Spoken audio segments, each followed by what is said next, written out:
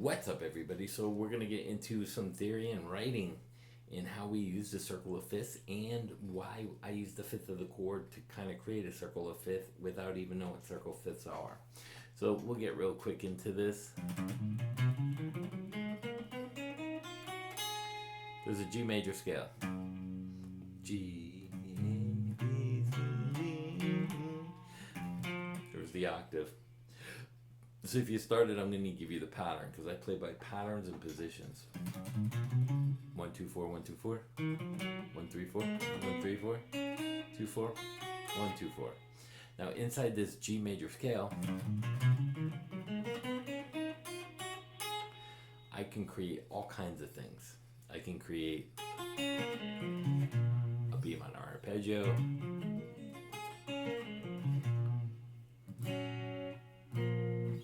so inside each box position that you think of as a box, you limit yourself when you think that. Like here's a B minor scale, here's a B major, and here's the position G major in the B minor position.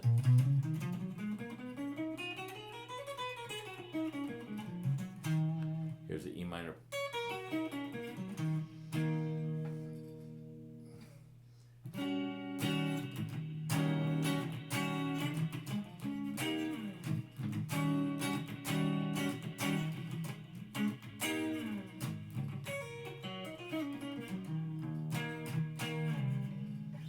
So that's kind of the idea of it. It's patterns and positions based on everything and the knowledge and time you put in there into this, so that you know exactly where you're at and don't mind how I look, because I want you guys to see the fretboard. So every note, G, G, A, B, C, D, E, F, E, G, A, B, C, D, G, A, B, C, D, E. It's all alphabetical, so it doesn't matter modes and what note you're starting on, you're in one key. So if you go back to this, you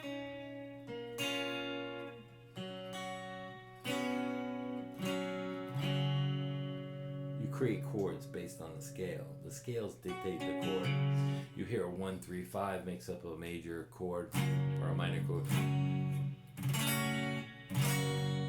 1 2 3 major arpeggio, G major. 1 3 5 1 3 5. Want to make it minor, you flat the third.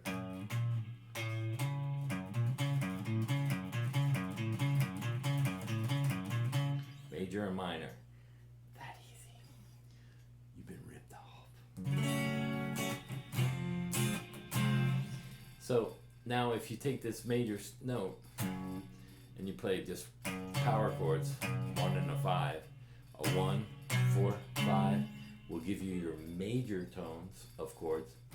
G major, C major, D major. If you play the 1 4 5 off the E, you got an E, A, and B. Those are your minor, and then you only have one note left in that key, which is F sharp, which can be F minor or diminished.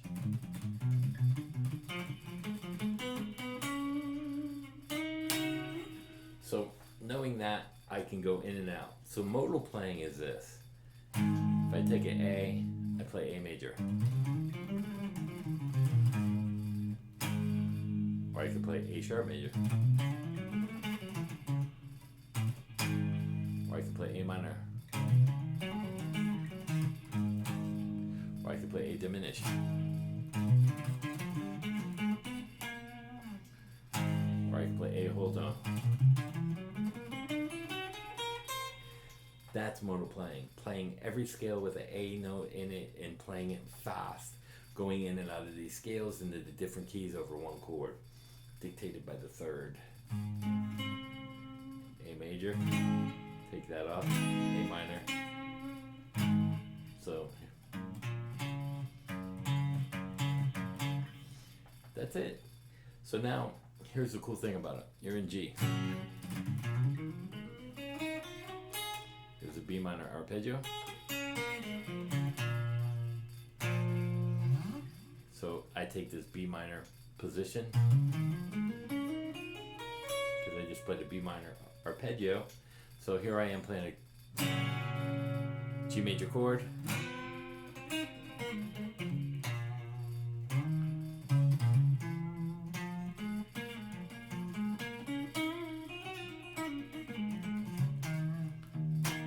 What did I play? Inside the B minor scale is actually the major scale of the B position is the E minor arpeggio.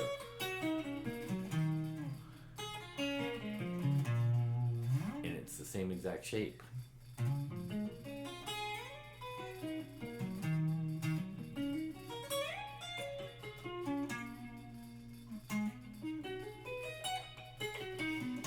So it's the A minor.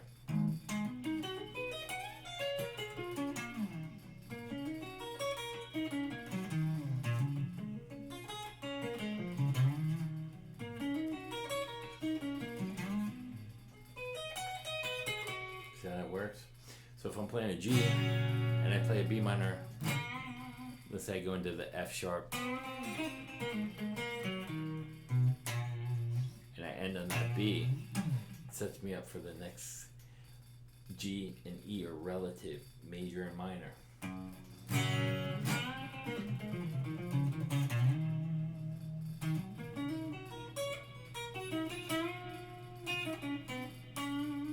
I'm in the A position, which is I could use this B minor position, which is E, and what's the fifth of an A? E.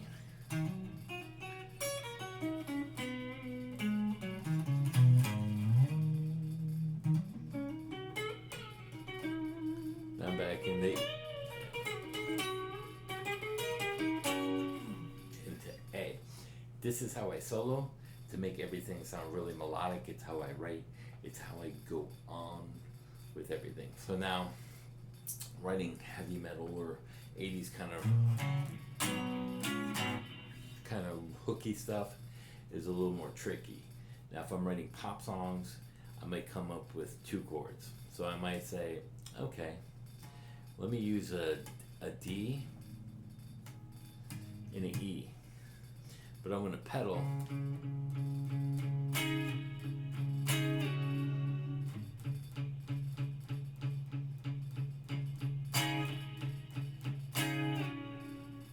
So my second guitar might be up here.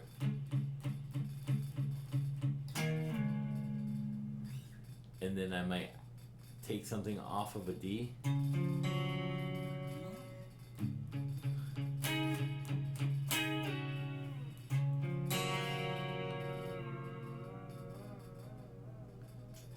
So that's how I look at pop songs.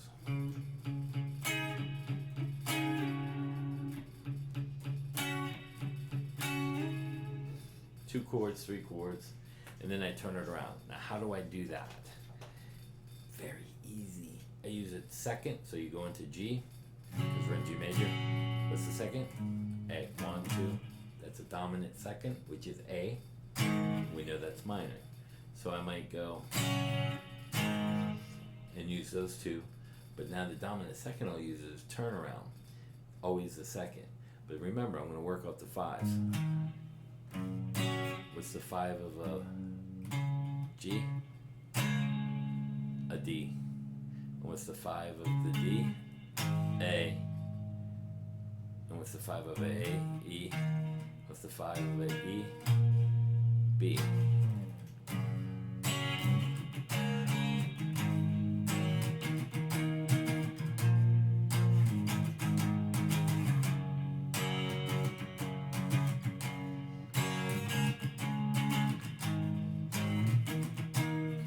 Or I can use a tie-in. So I know the E and G are relative minor major. So I might use this where I'm playing the 1 and the 5 with this open G and the open E.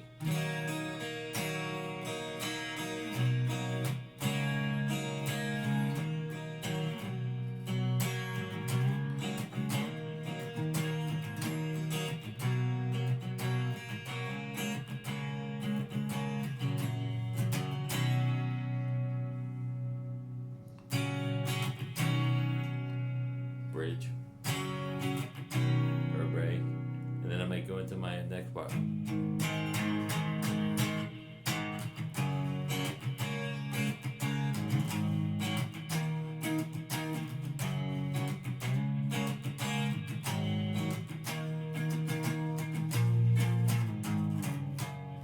However you want to go back into it. That's the keys to how I write. Position and pattern. It's how I solo. It's how I write. And the reason why we've been ripped off is because we were taught wrong. And how do I know that? If you're learning to write words, you can't write a paragraph. And if you can't write a paragraph, you don't write a story. What are the basic foundations? The alphabet. The alphabet is the key. It builds words, builds paragraphs and sentences all the way up to your story. Scales are the alphabet of music.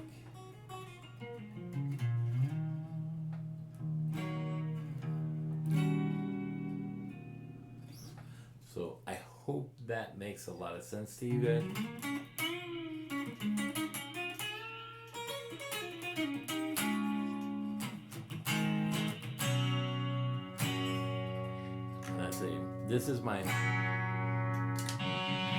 This is the Moore GE 1000.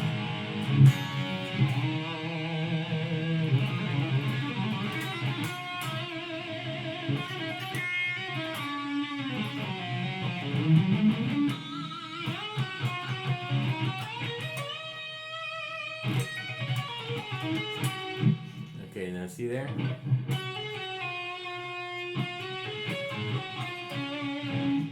G major arpeggio into the E minor.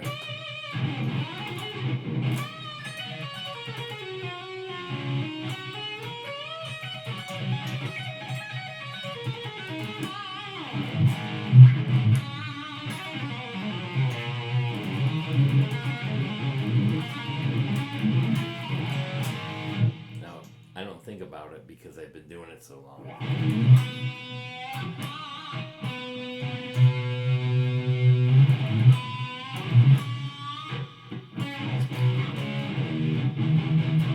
So I'm hitting this, right? 4, 5.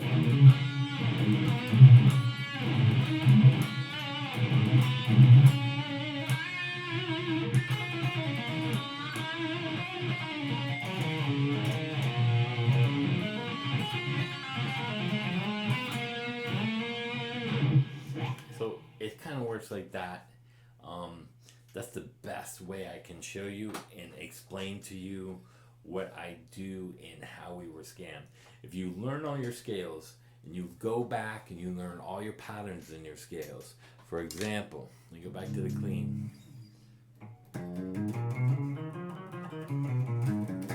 1, 2, 3. 1, 2, 3.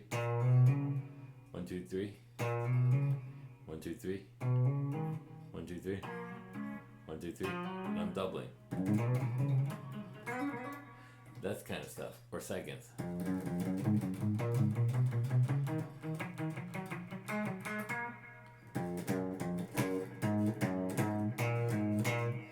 Thirds. So 1, 2, 3, 1, 2, 3, 1, 2, 3, 1, 3. Or fours. 1, 2, 3, 4. 1, 2, 3, 4.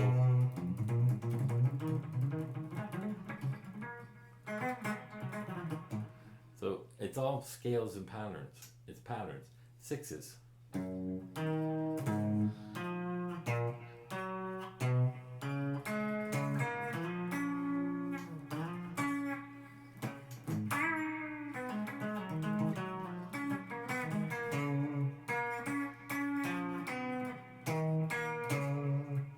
See what I did there? 6, 6, 6.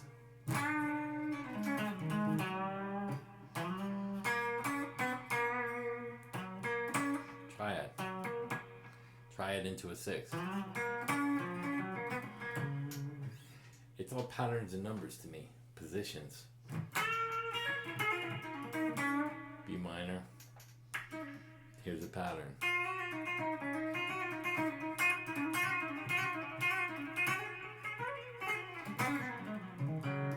One, 2, 3, 4, 5, 6, 7, 8, 9. So that's where I get a lot of now the weird stuff.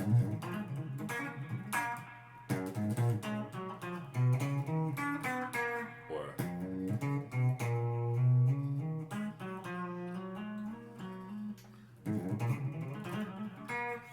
that kind of rolling and stuff, that takes a lot of practice, in the string skipping, or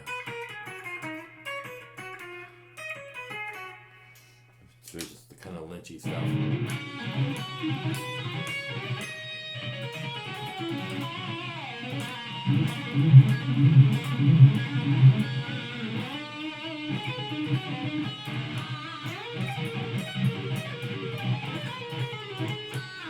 It's all patterns and positions. So I hope that helps you out. I hope the clean sound was a lot better. Peace out and have a great week. And I hope this picture's a lot clearer, and I hope this helped you seeing my hands up here with the proper technique, so you can see how my hands are playing those scales.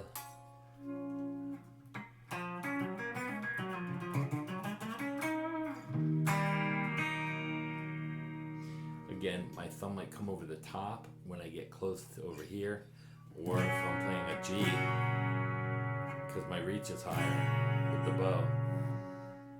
I wouldn't play a G like that. You could, but that keeps the bow.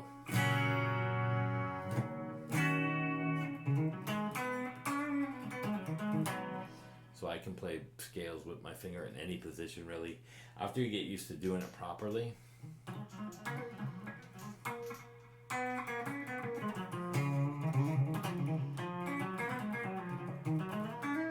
Especially if you're shredding. Now my wrist might bend and straighten out if I bend. Something like that, and come back over the top. But for the most part, and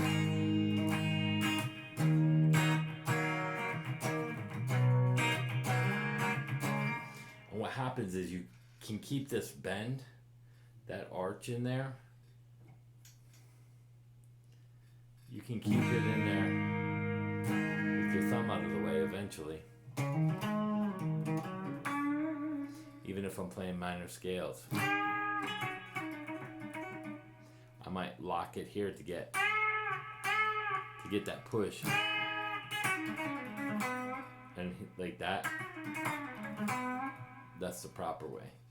You can cheat it after you learn the proper technique, and then you get the feel because your hands get really strong. And then